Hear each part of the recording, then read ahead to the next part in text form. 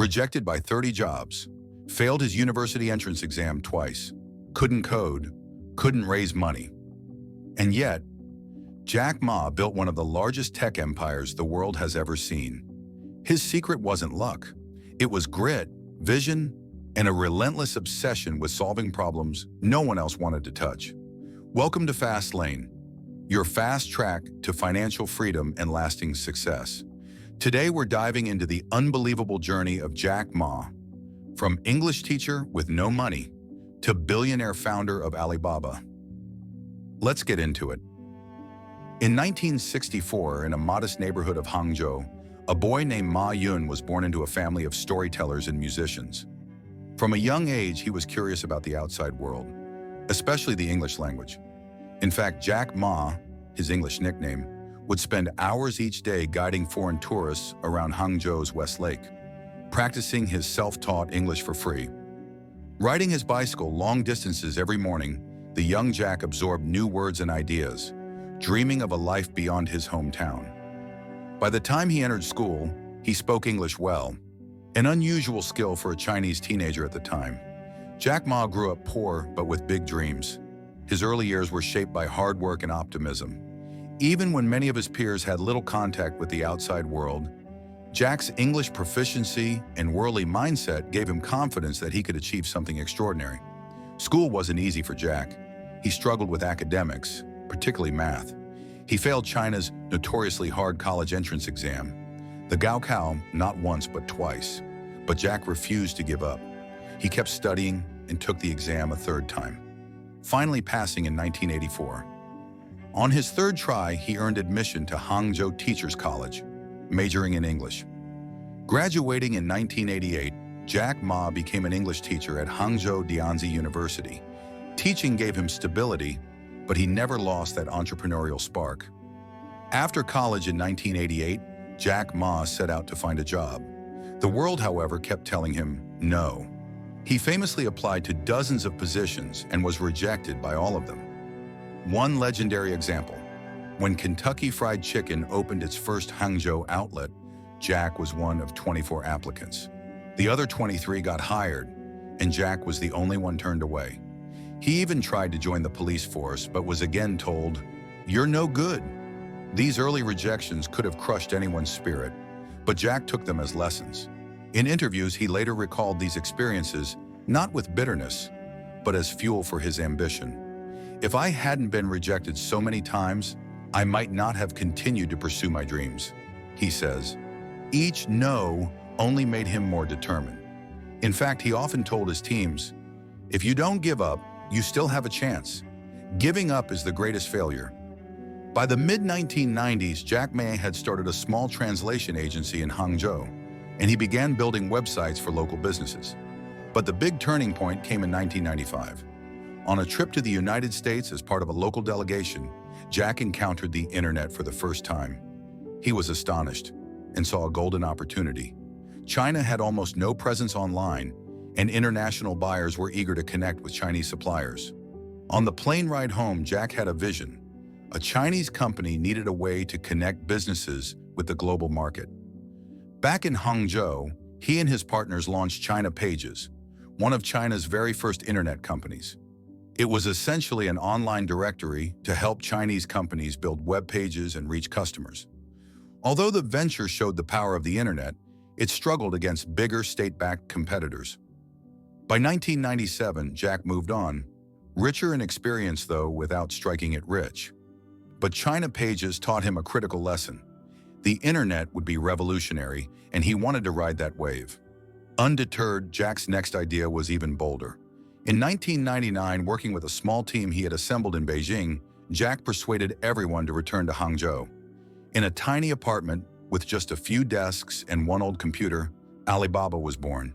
He gathered 18 friends and colleagues, some friends from school, some university students, and told them, "We will build a platform for small businesses to trade online." For only $60,000 total, from all the partners combined, they launched a simple website to let Chinese exporters reach international buyers. At the time, it seemed crazy. E-commerce was virtually unheard of in China. Many investors thought the idea was a joke. But Jack's passion was contagious. He believed that small businesses would benefit most from global online trade. One early policy he set: every partner who put money in could only ever be an ordinary manager. So the focus stayed on building the company, not fighting over titles. Years later, Jack admitted that was actually a mistake, but it showed he valued humility and teamwork over ego. The first years of Alibaba were anything but smooth sailing. The dot-com bubble burst globally, and China's internet infrastructure was still primitive. Alibaba had almost no money and no steady revenue. For 3 years, it didn't make a profit. Banks wouldn't handle payments, so buyers and sellers didn't fully trust the system. Jack Ma's response was to innovate. He insisted on solving the payment problem himself. In 2003, he founded Alipay, a new online escrow service to hold buyers' money until orders arrived. It was a bold gamble. Many at the time called it the stupidest idea you've ever had, but Jack didn't care. "I didn't care if it was stupid as long as people could use it," he laughed later. His intuition paid off. By guaranteeing each transaction, Alipay built trust across Alibaba's sites. Today, Alipay handles billions of dollars and hundreds of millions of users. Meanwhile, Jack pushed into consumer markets. In 2003, he launched Taobao, a C2C marketplace to compete with eBay's partner in China. Instead of charging fees like eBay did, Taobao was free for users, focusing on convenience and service. It worked. By 2007, Taobao captured roughly 2/3 of China's online shopping market. eBay eventually gave up on China. Jack's lesson: solve real problems for your customers, even if others say it's crazy.